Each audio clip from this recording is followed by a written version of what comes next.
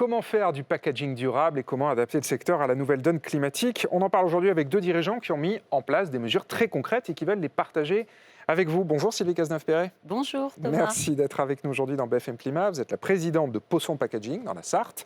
Et avec vous Guillaume Rockman, bonjour. Bonjour. Merci d'être avec nous. Vous êtes le président fondateur de Sofrapac, un petit peu plus près en région parisienne. Tout à fait. Sylvie Cazeneuve-Perret, je commence avec vous. Vous vous êtes emparé du sujet climatique il y a très longtemps. Donc vous avez beaucoup de choses à partager avec nous aujourd'hui dans BFM Climat. Expliquez-nous concrètement comment vous avez adapté, fait évoluer votre entreprise et votre activité aux limites planétaires et au climat. Alors tout d'abord, moi je viens du réglementaire. Donc quand j'ai repris l'entreprise qui avait déposé son bilan, elle était absolument au fond du trou et donc je me suis attachée à la coordination de tout ce qui était réglementaire au sein de l'entreprise. Et donc l'impact environnemental faisait partie du réglementaire. Donc on a introduit très vite, oui, il y a 30 ans, même si on en parlait peu, une norme qui est une grande norme environnementale, l'ISO 14001. Et puis très vite, on s'est attaché à travailler notre premier bilan carbone. Donc j'en parlais avec un des prédécesseurs ici sur le plateau, Carbone 14, parce que justement, c'était ça l'enjeu. Donc on a publié notre premier bilan carbone il y a 17 ans. Et depuis, on a publié un bilan carbone tous les ans, ce qui nous a aidés, accompagnés à réduire notre impact environnemental, mais surtout à trouver du profit là où d'autres ne verraient que du réglementaire, en fait. Et donc, l'entreprise s'est redressée et puis aujourd'hui peut porter une offre très compétitive à ses clients tout en respectant ses engagements Mais alors ça, pardon, planétaires. C'est très intéressant, Sylvie Cazeneuve-Perret, et après on va voir avec vous comment ça se passe chez Rockman. On entend tellement dire que justement le climat, la réglementation, c'est une contrainte qui pèse sur la compétitivité des entreprises. Vous vous dites que c'est tout le contraire, que ça a aidé à ressusciter votre entreprise. Concrètement, expliquez-nous comment ça s'est passé. On en a d'ailleurs fait notre raison d'être, puisqu'on est devenu une entreprise à mission sur ces fondamentaux. Mais comment ça a relancé votre business, le réglementaire et le climat? En fait, le réglementaire, il ne faut pas attendre qu'il arrive pour s'en inquiéter. Il faut anticiper sans cesse ce qui devient des normes mondiales. On ne peut pas dire que la globalisation n'ait pas entraîné une autre organisation du commerce. Donc forcément, avec la globalisation, il y a en face de la réglementation. Donc c'est aux dirigeants de s'en emparer, de comprendre ce qu'ils peuvent en faire comme atout pour leur entreprise. Nous, on transforme des milliers de tonnes de carton en emballage. On fabrique 3 millions d'emballages tous les jours. Ces emballages, ils sont vitaux pour l'économie. C'est ce qui, d'ailleurs, nous a permis de continuer pendant le Covid. On fabrique des emballages pour l'hygiène santé, pour l'agroalimentaire. Donc, c'est absolument vital de fabriquer ces emballages pour nos clients industriels, mais aussi pour le consommateur.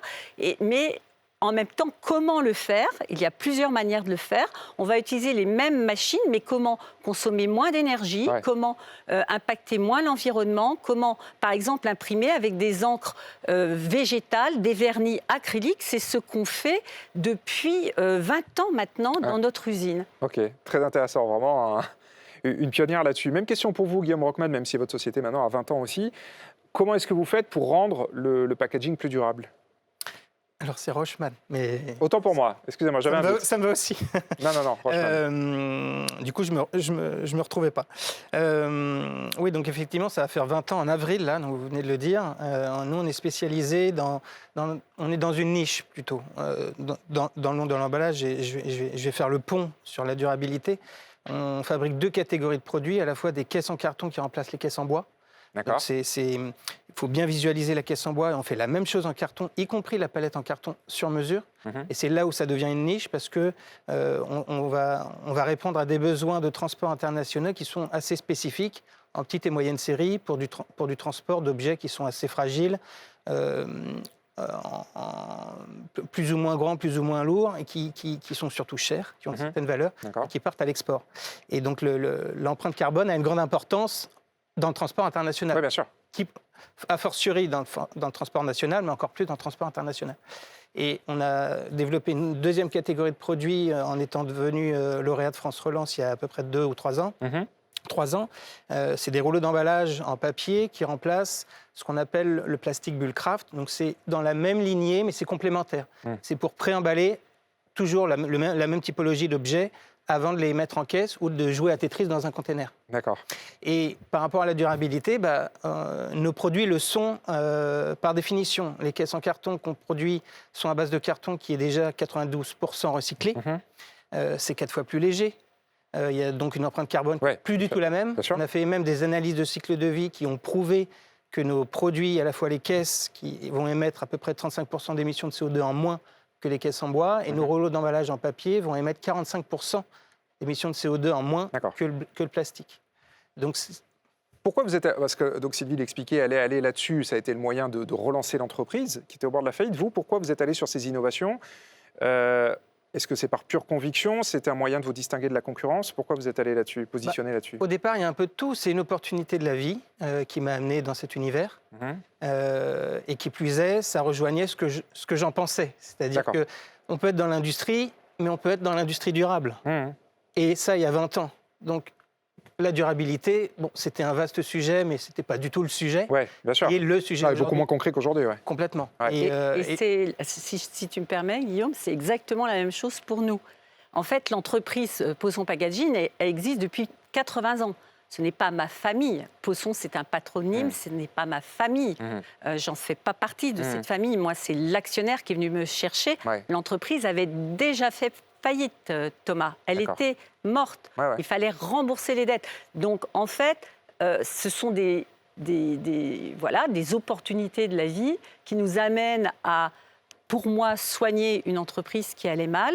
Et ça m'a absolument passionnée de la soigner autrement. C'est-à-dire pas seulement en parlant de profitabilité immédiate, d'investissement considérable, parce que ce sont des industries dans nos métiers très capitalistiques. Il faut vraiment investir dans des machines très efficaces pour pouvoir être compétitif sur le marché. Mais en même temps, il faut aller chercher de la valeur là où on n'en trouve pas forcément.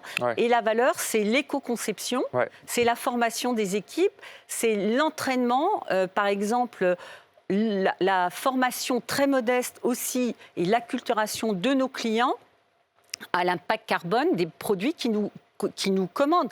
On a créé un indice carbone qui s'appelle le Green Pack, où on calcule l'impact carbone du produit qu'on va leur fabriquer fonction des matériaux qu'ils vont utiliser ou choisir au plan marketing ou logistique. Mais à chaque fois, on a cette démarche volontariste de faire concourir à la fois nos fournisseurs, à la fois nos clients, à la création du produit avec notre bureau d'études. Justement, pour rebondir là-dessus, parce qu'il ne nous reste déjà plus que 30 secondes, l'un et l'autre, vous évoquez la valeur verte. Vous arrivez à la monétiser? Parce que des patrons que je reçois ici régulièrement me disent « je n'y arrive pas ». Si on arrive à la monétiser chez nous, on a calculé, c'est une question qui nous a été posée parce qu'on ne s'était pas penché sur le sujet, c'est quand même idiot. Et donc on a calculé que tous les ans, notre bilan carbone nous rapportait autour de 500 €, 500 000 €. Vos réductions d'émissions. De réduction d'émissions et d'optimisation de tout ce qu'on dépense autour de la réduction de notre impact carbone. Et vous aussi, Guillaume, le mot de la fin, vous arrivez à vendre un peu plus cher en faisant plus durable? Faut pas en quelques faire ça. secondes. On ne peut pas malheureusement faire plus cher. Parce que non seulement il faut être vert, il faut fabriquer en France, et puis il faut être moins cher. Donc, il faut essayer de trouver le juste équilibre. Et c'est là où on se bat tous les jours. On peut toujours faire moins cher, mais la qualité va baisser, etc., etc. Mais je le valorise par mes clients, où c'est nos clients qui vont nous dire, nous, on a recruté, par exemple, des sustainable managers qui vont mettre en place des études de cas parmi des différents groupes d'entreprises pour se dire, est-ce qu'on peut réutiliser vos produits? Est-ce qu'on peut générer de la circularité? Est-ce que derrière, notre empreinte carbone, elle va vraiment baisser? Et par des témoignages, donc on n'a plus de temps, mais par des témoignages, finalement, on voit qu'on produit quelque chose de vert. Bon, ce sera le mot de la fin. Désolé, on est déjà arrivé au terme, mais vous reviendrez parce qu'on a encore beaucoup de choses à se dire. Merci beaucoup, Sylvie Cazenave-Ferré de Poisson Packaging et Guillaume Rochman de Sofrapac. Merci beaucoup.